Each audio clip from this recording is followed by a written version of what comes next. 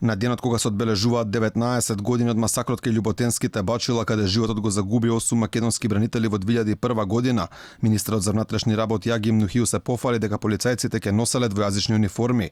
Тој на својот Facebook профил објави дека ги потпишал подзаконските акти за воведување на полициски униформи, на кои ќе биде испишан и албанскиот јазик на символите. Подпишавме нормативни акти за амблеми на полициските униформи на албански јазик, сообраќајна полиција, гранична полиција, хеликоптерска полиција, одделение за специјални задачи.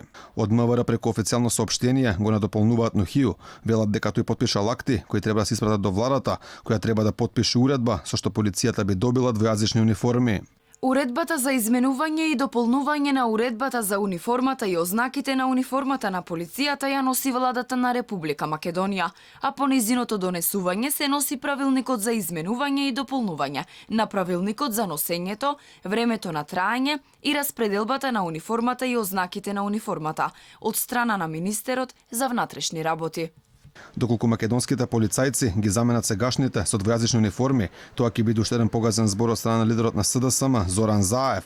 Тој во 2017 година ги убедуваше граѓаните дека униформите на полицајците и војниците во Македонија ќе останат само на македонски јазик. Уставните експерти, кои што исто така ги консултиравме, се наставо дека и прашањето на униформите го третира Уставот. Основен принцип во полицијата и армијата е единственост на униформата, која што значи стандардизирана облека.